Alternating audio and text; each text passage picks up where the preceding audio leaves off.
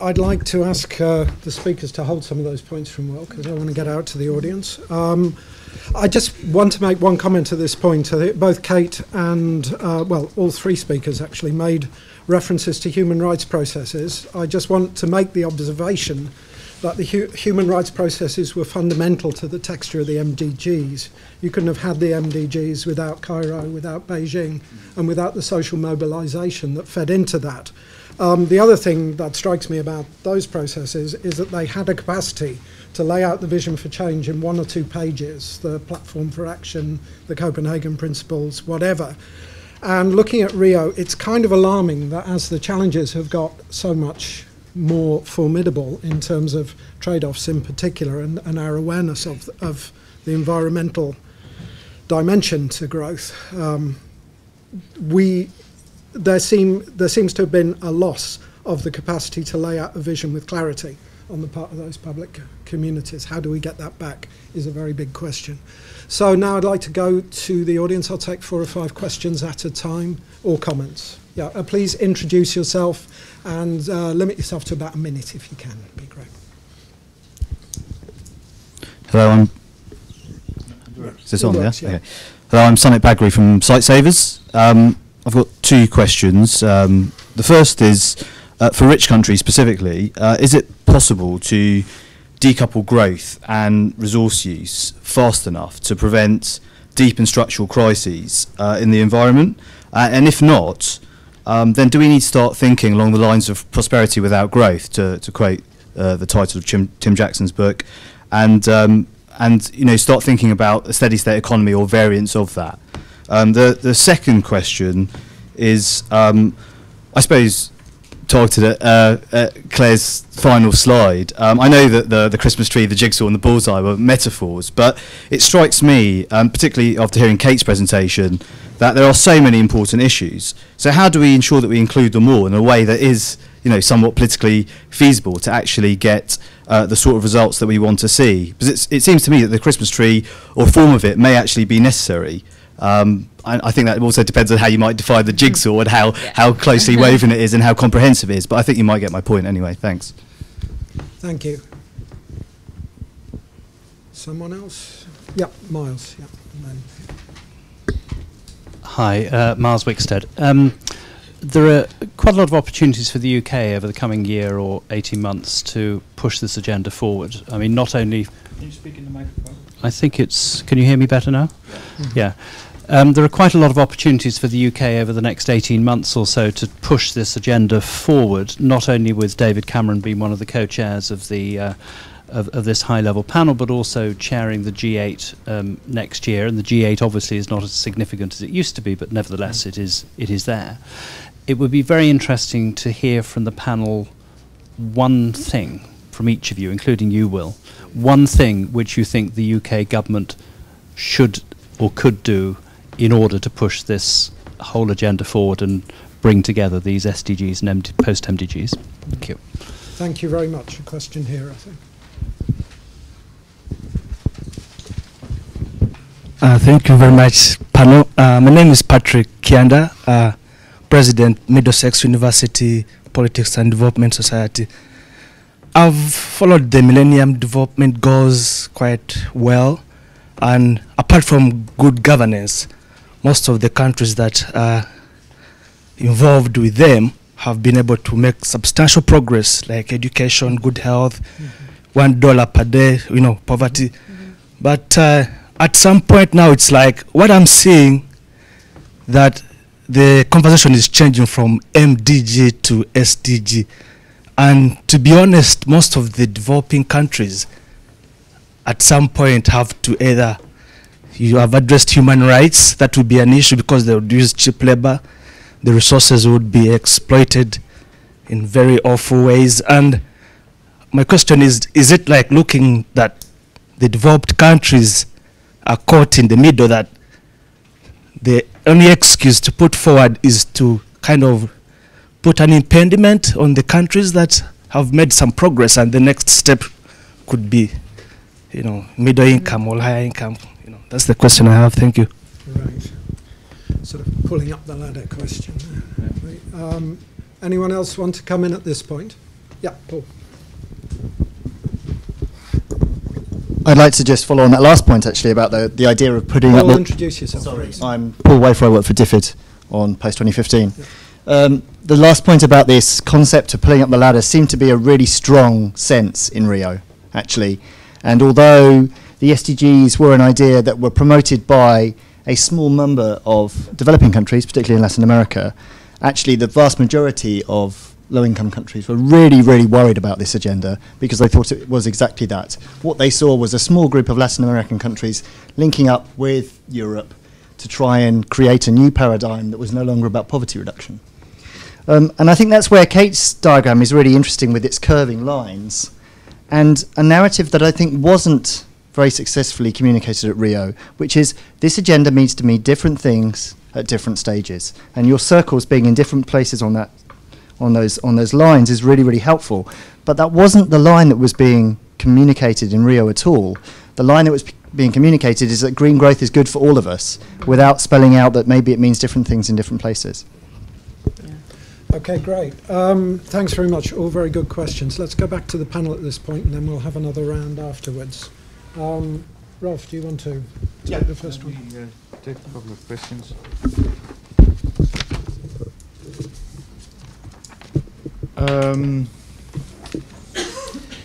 First, a question from the discussant on the global wealth footprint. That is a proposal for a post-2015 system which comes actually out of a report of Sen, Stiglitz and Fitoussi, that it's more difficult, it's difficult to have a sustainability goal because the issue of sustainability is different than providing a health clinic or something. So they suggest that for all countries a number of limited and natural wealth issues are calculated, projected, and then they become part of target setting. Because their argument was that in the current MDGs, because sustainability goals are different, they didn't really get a goal, and the issue actually was not dealt very well with in the things. Thank you for mentioning the Asian Development Bank. I didn't know this last report, I knew the previous reports, but I'm quite worried that it goes that direction. On the questions from the floor, on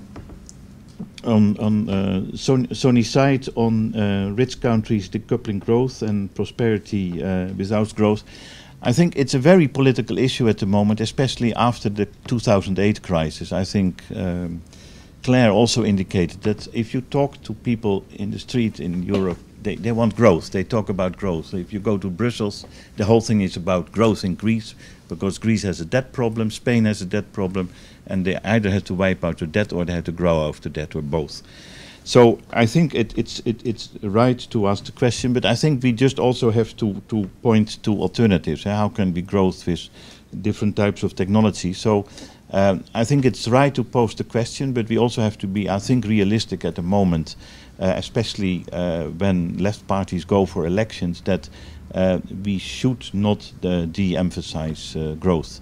It was actually very interesting last year at the meeting of the Human Development Capabilities Association. Somebody asked Amartya Sen, the godfather of all this, do you think we should not have any more growth? And then he said that was one of the biggest problems with the MDGs and in the current change, that we don't talk about growth anymore. He said it's important that we talk about growth anymore. He said we have to define it differently. So I think it's very important to bring up politically the issue of growth.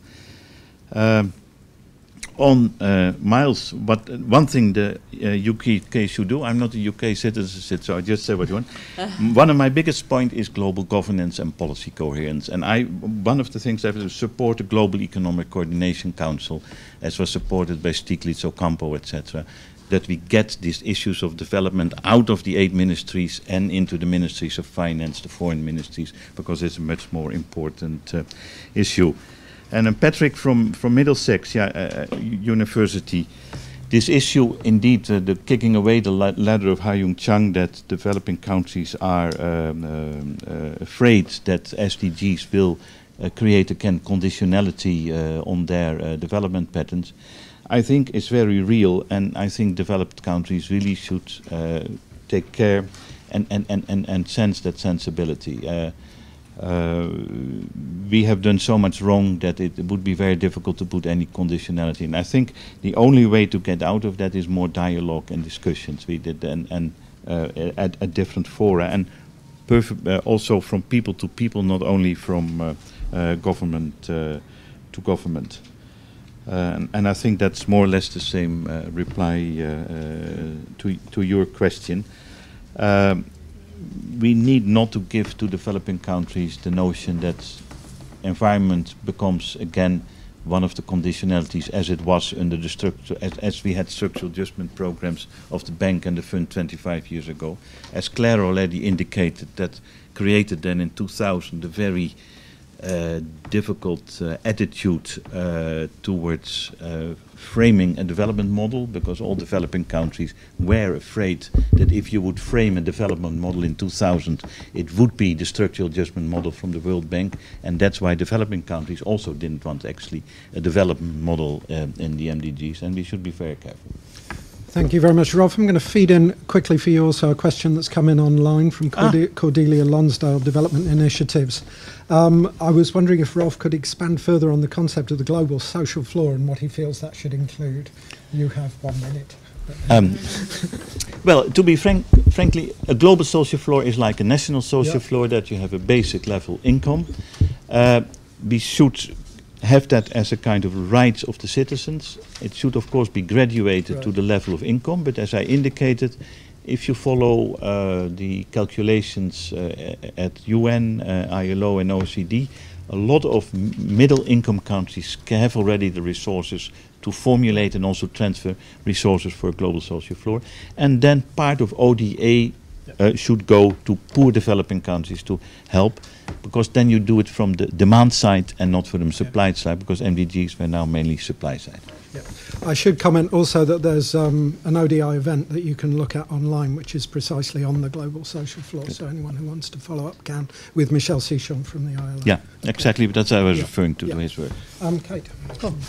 So just like the unnameable Minister of Environment that Will spoke to, I spoke to a nameable scientist who's Johan Rockstrom, who came up with the concept of 9 planetary boundaries, and he said that he's been around the world talking to the world's governments about this, and in a number of countries the Minister of Planning or someone said, oh, hang on a minute, don't you bring these planetary boundaries, I see a limit to my economic development here. Which is exactly right. The danger that people see that, even though they don't see the connection, of course, that the environment is the fundamental wealth on which the entire economy depends, but it's got a lagged feedback. When I put in the middle of the planetary boundaries, the social boundaries, I hear a lot more people say, ooh, I see a vision for development. And I think putting human rights at the heart of it really changes that balance, because if I said, we'll shut the doors, there's no more water coming into this room for 24 hours. The first thing that all of us thinks is, have I got any water, right? The minute you set a limit, there's a distributional question. And if you, take your water. And if you don't say anything, about how that, if I say, oh, no more water coming in the room, but I can guarantee everybody's going to have at least, half a litre, then you're going to be okay with it. If you don't say anything, people are going to suspect you. So you really need to talk about the social claim, the human rights, if you're going to talk about environmental limits. So you have to put the two together. The question about can we decouple growth, right? I'm completely there with you. Maybe it's technically possible to decouple resource use from growth. Maybe there's some brilliant machine out there that we haven't used. It's not looking very politically or socially feasible right now. It's not happening. So it's a really, really pertinent question to go to the Tim Jacksons saying, well, hang on, if we can't decouple them, maybe we need to stop the growing question. And that's exactly why I try to lay out economic development. And Tim Jackson, I think, would go right along with that. And he's not saying you can never have GDP growth. It's just, well, sometimes your GDP might grow and sometimes it might not, but you're getting a lot of other things at the same time. The trouble is, if you jump into that camp and you say, I don't believe in economic growth possible, people can say, so tell me, the onus is on you to describe a totally unexperienced economic system. What's going to happen to interest rates then? What are you going to do when China's growing and you're not? And all the onus is on you and you can't carry it. So what I do is I sit in the middle and say, you know what, I'm agnostic, but I'm pretty skeptical that this decoupling is possible, that sustainable economic growth is possible. I put the onus back on the governments who are all standing up at the G20 saying, we are for inclusive, sustainable growth. It's like, great, that's brilliant vision. Now, could you please start proving to me that you're doing it? And so I'm following that. I want to answer Patrick and Mars's question together. Patrick, you know, are the SDGs and bringing in the environment in, is this pulling up the ladder? It really shouldn't be, and I find it very weird that most of the focus around green growth strategies is all these institutions running around talking to developing countries. So the World Bank report on inclusive green growth is addressed to developing countries. The Global Green Growth Institute is working with developing countries, and I said to them, oh, do you have any high-income countries? And basically they're like, well, you know, who are we to go and tell them what they should do? I mean, we can go to developing countries, but, you know, who are we? I said, you need to get some high-income countries in there, otherwise you're telling me that this green growth lark is for developing countries. We are all developing countries. There's no country that's living between social and planetary boundaries, so we're all developing. And actually, some of the most challenging developments about decoupling growth and resource use have to happen right here. So if there's no leadership from here, how the heck, why do we expect other countries to do that? And that takes me to, what should our government do? I would like our government to say, right, when we go to the G20, when we stand up, we say we're for inclusive and sustainable growth. It sounds really nice. So tell me some indicators that you're going to track your own progress over the next 10 years, and I want you to measure it and report on it. And if we can start doing truly inclusive and green growth here, amazing. That would be a miracle, and we could actually start telling the world what green growth looks like. Thanks very much, Kate. Claire. Okay. The jigsaw, are we going to have a jigsaw because there's so much to tackle? I think we have to be careful here, because I mean, I think that the tendency is to sort of load everything into this post-2015 agenda as if that's the only global agreement we're ever going to have. Of course, you know, we don't necessarily need to put, for example, climate change in a post-2015 agreement, because we've already got the UNFCCC. Now, it's not working particularly well, but there's no reason to think that a post-2015 agreement is going to work any better. That's because of the politics, not because of the fact that it happens to be called the UNFCCC. Similarly with trade, you know, there are things about trade that we could stuff into post-2015 agreement, but really what would be the point? It's not going to change the politics. So I think we have to kind of, on this thing about there are so many problems to tackle and we have to tackle them all through this, we don't have to tackle them all through this one framework. What we have to do is remember what this framework is for, which I don't think we're quite clear yet, you know, and there are lots of different sort of ideas out there that people have about what the ultimate purpose of such a framework would be, and what would be the added value of such a framework. What is it that you can get through a post-2015 framework that you're not going to get through any other existing global framework, or through actually the sort of normal operation of politics at a national level? There are some things that having a global framework on won't make any difference anyway, because all of the political activity and all of the change has to happen at the national level, and the global agreement won't change that very much. So I think I think in terms of trying to, how important the issue is shouldn't be our criteria for thinking about what goes into a post-2015 framework. The criteria should be, is it tackled somewhere else? Is it suitable? Is it useful to address in a global framework? So I would slightly challenge your kind of version of how we decide whether it's jigsaw, whether it's Christmas tree or not. Then coming to Patrick and yes, I mean, I completely agree with Kate. I think that the point that you know, and with what Paul said, the problem here is that somehow we've been trapped into this kind of narrative of thinking that the green bit of green growth and the sustainable bit of the Sustainable Development Goals is all about what happens in developing countries. And obviously, you know, anybody who, you know, looks for a second at the global distribution of carbon emissions or, you know, water resource use or anything else could see that clearly isn't the case. So we just have to somehow, I mean, I think this links very much to what Andy was saying about a sort of global vision. We have to change the story here in order to change the politics and make them reflect the nature of the actual problem. Which comes to Miles's question of what is it that the UK and the Prime Minister could be pushing next year in this position of influence. I don't know, there are a million things. I think my personal, my sort of personal wish list would be some agreement which has at its core a kind of social flaw idea. I'd hesitate to call it a social flaw. I think, as somebody said in a discussion we had earlier, language is really important, and I think there is a sort of branding issue here. But I think a sort of, inspirational, we can actually end poverty. All the trends are right. We've actually got the instruments like social protection, like a growing interest in universal health systems in middle-income countries, etc., to do it. It's not a kind of impossible ambition in the way that it might have seemed in 2000. We actually could set in motion a very practical, proposal for actually ending poverty, finishing the job on the MDGs, getting to zero, it's social floor, it's got many names. I think that would be, but within the sort of sustainable energy for all type idea, doing that in a way which also, there's the goal, in your targets you also have targets which apply more to developed countries than to developing countries about how you do that and doing it. So you have a goal on, you know, everybody has a sort of, is well, you know, you end malnutrition, but you have a target under that which is about land use, for example. Or, you know, you can think of, you know, lots of different ways that could be. I mean, in terms of the politics of that, I think one way that we might think about this is, you know, we don't have to do it all at once in 2015. You could set the framework of the sort of ambitious ending poverty bit, and then you could slot in the resource targets actually later, you know, as the politics developed and as things, you know, the current MDGs look quite different to how they looked in 2000, Miles, you know that better than anybody. So, you know, so I think that also we need to sort of, we shouldn't see 2015 as necessarily the ultimate end game. There's, you know, what we want to see is some framework that could serve us well in terms of the flexibility that we might need and benefit from in the years after that. Thanks very much. Will, do you mind holding until the end on your one question, because I'm keen to get another round of questions in. Claire, just a couple quickly online for you. One is asking when the UN task team is due to report.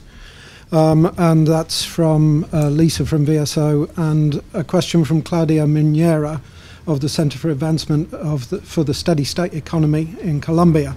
The slide about global debates showed the vision from Europe, USA, Africa, Asia, but you didn't include Latin America. How do you consider the debate in Latin America? If you could deal with those two quickly, that would be great. Then we'll go back to Okay, hi Lisa. I think that now, Paul might know this better than I think the UN task team report has already been written. It has been shared within the UN. I'm not sure if it yet has been or at what point it will go online and be publicly available, or what the commitment is in terms of doing that, but it exists. I can't promise that you can see it.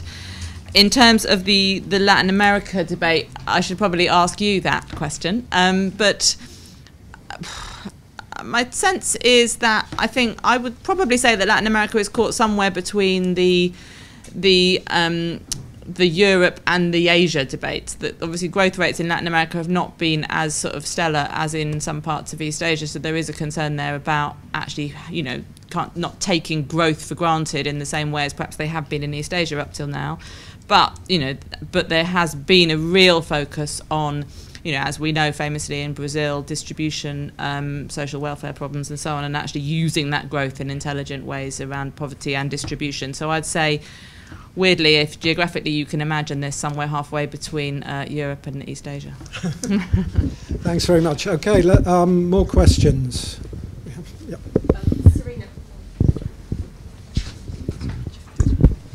Serena Brown from KPMG. Do you think that we should have goals around conditions for growth, particularly considering the issue with fragile states? So having, you know, good rule of law and, you know, regulatory financial systems and things like that. Thanks. Karen, I think over here, and then one question behind.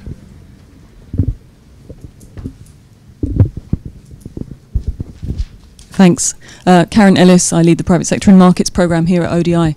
I just wanted to pose a little bit of challenge to the direction of the debate so far, as it seems to me, which is that it feels to me a bit like the original agenda, which many developing countries wanted, was plain old growth to be on the MDGs. They want job creation and they want business development, etc.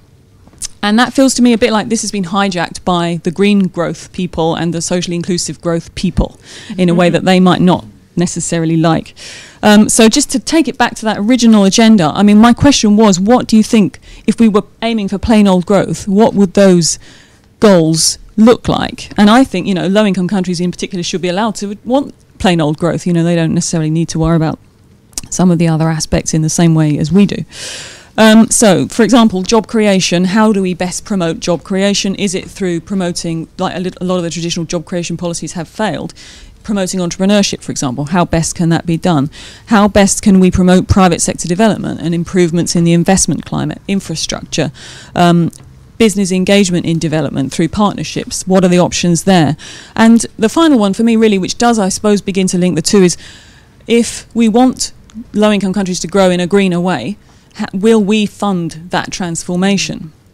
And how can we get them into these goals? Because climate change is one thing, and that is being discussed in UNFCCC, but aid is another way that we can help to try and bring these agendas together. Thank you very much, Karen. And one more question. Hi, my name is Bryony Everett. My question sort of builds on the previous one in some ways. In the donut, you show that the developed countries have got to, decouple resource use from growth. And in the previous sort of round of MDGs, it's very much, health, education. It's the sort of stuff that the development sector is very used to dealing with. But in this sort of next round, this decoupling of resource use, there seems to be a really big role for business in this. I mean, I don't see how this can happen without big business playing a big part in this. And I'm wondering how we're engaging with them, and if we are, and how effectively that is going ahead. Thank you very much. We've got a couple more questions in online as well, which I'll just read out quickly and then go back to the panel for a final round. This is Jisheng Lee, question for Rolf. What are your, official development aid is not the only form of flows in the current and post-2015 framework which is relevant. What are your views on other financial flows, and how should they be worked to foster sustainable development? And finally, a question from Hannah Ellis of WaterAid. There are lots of consultations planned on the framework over the next few years. No doubt there'll be more on the SDGs that we have yet to see.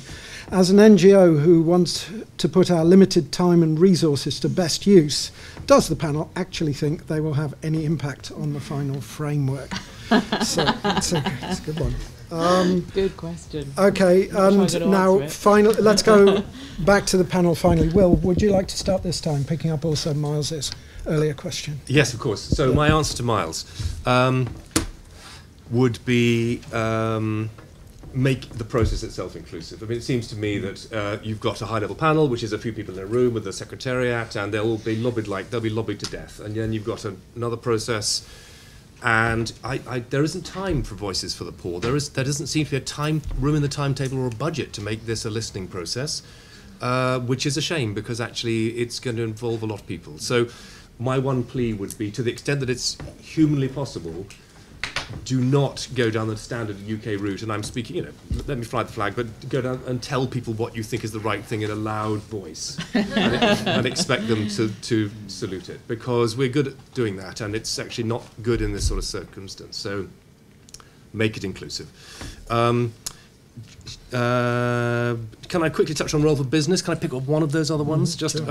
Bryony, I think you're right. I hear a lot of rhetoric of, engaging business, role of the business community.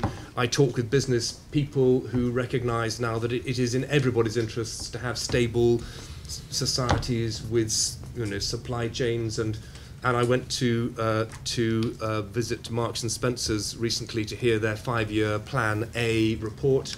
And Mark Bolan, the chief executive, sounded like an NGO development person. He was talking about a living wage, which is fundamentally important for Marks and Spencer's, was a living wage for everybody in their supply chain, because without that was not going to be a robust supply chain in a time of changing climate. And you have to pinch yourself sometimes. But is he right? He's right. Is he interested? He's interested, and he's informed and engaged.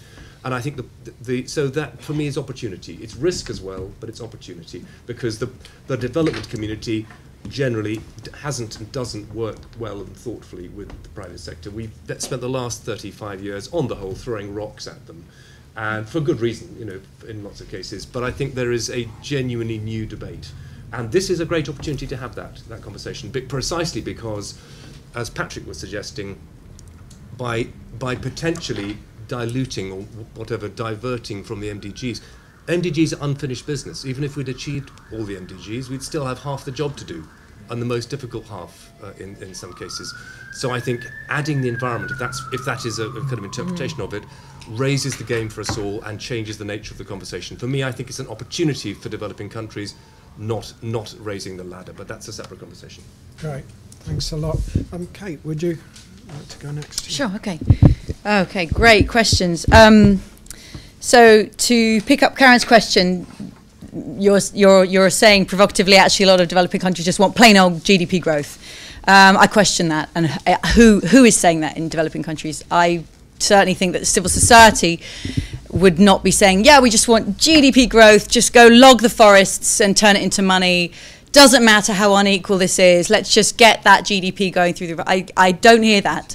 I hear the opposite, actually. I hear that people saying, actually, we want well-being, right? The power of the well-being debate, we want quality of life, and we want incomes with it. So I think there's a much richer concept of economic development out there waiting to be picked up. And I also think that governments have always pursued GDP growth. They don't need to have it put in the middle of a global development goal. It's why the UNDP created the Human Development Index, to offset the focus on GDP per capita, as if this was some sort of measure. It's why the UNDP created the Human Development Report, to counterbalance the World Bank's World Development Report. It's the humanity, not just the money. And I think it would be slightly absurd to let the pendulum swing so far back the other way, say, oh gosh, we're talking too much about people's lives and health and education. We need to talk about the aggregate amount of money flowing in an economy.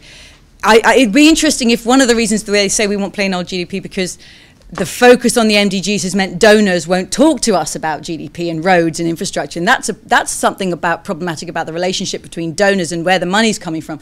But it shouldn't, you've got to separate out the institutional political relationships of where money comes from and what the heck we should be aiming at this century. So I would say we can't just reduce it back to plain old GDP.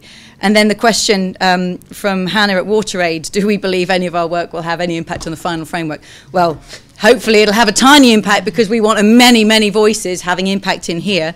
I think the framework that's being drawn up is it's an opportunity for conversation, just like Rio plus 20. You can say, why did 50,000 people go to Rio? Pfft, what happened there? But actually, outside of the official dialogue, there's an awful lot of progress being made. We need paradigm change. And if we can use these processes to actually have dialogue and start making paradigm change about what we think development is and economic development is, they are very useful things to be contributing to. Just one point, when I put out the discussion paper this year on planetary and social boundaries, in which this donut features, the UN picked it up very, very quickly, actually, the people in charge of the SDG process, and they said, oh, we like this because we can see the social, we can see the environmental, we can see the economic, it's got the 3 pillars of sustainable development, it's integrated, and they actually wanted to start running with it. Let's slow down. Maybe it's a useful starting point for thinking. So I do think the ideas we have should be influential. We should aim to be influential, because for heaven's sake, we need new ideas. So we should all be aiming to be influential. Thanks very much. Ross just pulled his passport out. I'm not quite clear why, but anyway, I'm going to grab him now before he does anything. No. I'll let you know what I pulled out. It's reply to 3 persons. First of all, Sarah Brown from KPGM on failed states. Very important, because 1/4 of the poor live in failed states. The conditions for growth is indeed rule of law, some rule of law, financial system, and that needs to be part of support. That was not part of the MDG systems, but I think it's very important that you first have to have a framework before you start growing, and that should be part of ODA. That should be just plain development assistance in order to set up those things. Karen Ellis, I actually read her question different than you read it, yeah. Because she said plain growth for jobs. I think she related that very much to job creation, so that's important. Also, the HDI index is 1/3 growth, because it's 1/3. Rebalanced. So rebalanced. It's rebalancing growth. It's not doing away with growth. It's growth, education and health in 1/3. So the question on job creation, I think, is very important. I think we can take some lessons from countries which combined actually growth with equality and job creations. And if we go back to history after the Second World War, we have 2 situations where countries did that. First was after the rebuilding of Europe. Europe had very fast growth after the Second World War with equality and job creations, because there was a social contract between employers, the government and workers. They all wanted to rebuild the economy. They all were willing to take things. Now that's completely gone. It's winner takes all in Europe. A second part in history where we saw growth, employment and equality was in the East Asian countries, in Korea, Taiwan, etc. Why? Because they redistributed the resources for growth before the growth was coming, actually. And that was because there was a geopolitical threat. China was around the corner. So with outside help, there was massive investment in education, land redistribution, and that led a basis for equitable job creation growth. So the conditions are there, but the conditions have to be both externally, there should be demand, and internally an agreement between the different social partners. And I feel, I'm strongly convinced that the international community, UN, can contribute to that only by putting the issues on the table. Was already mentioned, the Asian Development Bank report, which concluded. So I think we need to be pushing those issues much more. So that's the point. Xianghong Li on ODA, yeah. I think it was 1990, ODA and foreign direct investment for poor countries was about 50-50, and now it's 10% ODA and 90% foreign direct investment. So I think foreign direct investment and capital transfers are very important, but they have to be used to create jobs, investment. It should be not speculative investment. So we should actually regulate capital investment, and poor countries should also have much more negotiations on whether the capital is rightly invested. And then the last question of Harriet Ellis on the final framework. I think meetings as this are very important, and we also in our personal roles try to bring issues, and that's not my passport. This is just a publication which we did with a number of progressive economists, Be Outraged, funded by Oxfam, where we actually ask for changes in the global financial systems and in the rules the world has done. And I think if we do that, we can put pressures. Politicians will have to listen to it. Thank you very much for the opportunity. Thank you very much, Ralph. Okay, and a final word now for Claire. Okay, thank you. Just trying to just flick through the question. Serena, whether we need to have separate goals on conditions for growth and fragile states. I mean, I think there's a sort of switch happen. You know, the MDGs are very focused, not all of them, but most of them are very focused on outcomes, you know, on health, on education, on the sort of ultimate purpose of development and of growth itself, really. And it is odd, you know, it's interesting at least, that the whole debate around post-2015, not just in relation to growth, but also in relation to governance issues, law and so on, has sort of seems to have revealed an appetite to have goals which also talk about means. Now, yeah, I feel a bit agnostic about this. You know, I can see why one might want to do that in some ways, but it also seems to me to go against everything in some ways, to go against a lot of what we've learned about the sort of country specificity of development paths over the period since the MDGs, you know, that so you have to be careful how you do that. Growth, certainly, in a sort of very generalised sense, rule of law, certainly, but how growth, what laws, you know, those things are very country specific. So I think I'm sort of, you know, to me the case on means, on shifting the whole framework from ends to means, or at least in that direction, still has to be proven in a way. Secondly, I think specifically in relation to fragile states, I'd again be quite nervous about having a framework which had a sort of special place for different groupings of countries. It seems to me that there's a place for that, you know, in other frameworks. But I think the power of the MDGs is the sort of global reach and the universality, and starting to have parts of that framework which are speaking directly to sort of subgroups of countries, you know, then why not small island states, and why not this and why not that? And it just seems to me that that's a recipe for confusion and disaster of a different kind. So I think it's sort of something we need to think about in terms of how it's something we need to think about in terms of how development happens and how to achieve objectives, what that actually means in terms of the final framework. I'm not really sure. It's quite an interesting question. Karen, growth and jobs. I mean, I completely agree. I think in all this enthusiasm about green and etc., we mustn't lose sight of the jobs bit. That's absolutely essential. And I think a Voices of the Poor exercise, you know, of whatever form, will tell us that it always does. That's the thing that always comes out on top. And if for no other reason, we have to focus very hard on jobs. The question in my mind, it's something that my colleague Pedro over there and others are sort of researching as part of our work on post-2015, is kind of what, of all of the things we know, most of which have to happen at national level to promote growth in jobs, what's the bit of that is really useful to have a post-2015 framework on? Most of the activity and the politics and the kind of relevant incentives have to happen at national level. So there's a kind of open question in my mind about even if we think it's top of our list, how does that translate into a framework? I think that's the question that we have to answer, and it's not kind of obvious to me. Role for business. I'm also sort of slightly frustrated, like you know, everyone's agreeing, yes, we have to have a bigger role for business, it's all different now, and then the conversation kind of stops there. It's like, what does that mean? So,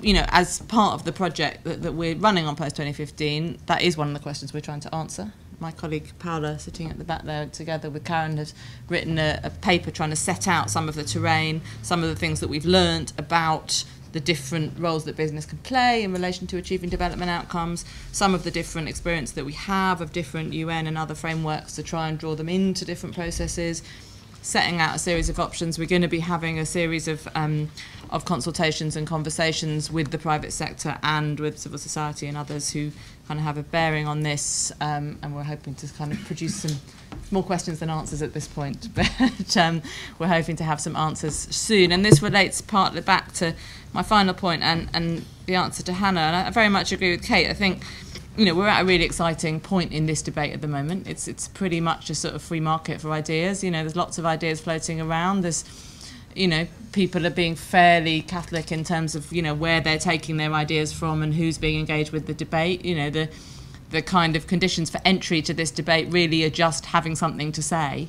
It is pretty open. It's not going to be like this forever, but I think we have this opportunity now, between now and this September 2013 UN General Assembly, where we start to close down and sort of want to start to enter a political negotiating process. We do have a period between now and then where, you know, there will be lots of ideas floating around, and that's fantastic, and we just need to come up with good ones. And I think, I mean, I agree with Kate, they will have influence if they're good enough. That's the test, really, not so much who's saying it, but what they're saying. Thanks very much, Claire, and also many thanks to Claire and her team, Gina and Paola, who are here for organising this event. I've got, really well done. One last comment, which is just thinking back to the original MDG set. You're absolutely right, Claire, that they were outcome focused, very simple. They were also, it strikes me, almost deliberately calibrated so that they didn't refer to developed countries, right? And there's an obvious potential split between saying poverty MDGs continuing on that kind of calibration, but the SDGs would have to be for all countries. And the politics of engaging some of those countries, thinking of the US and China, in any kind of international agreement on this is going to be unbelievably challenging. So, I mean, it's a fairly obvious point, but it's just something to bear in mind.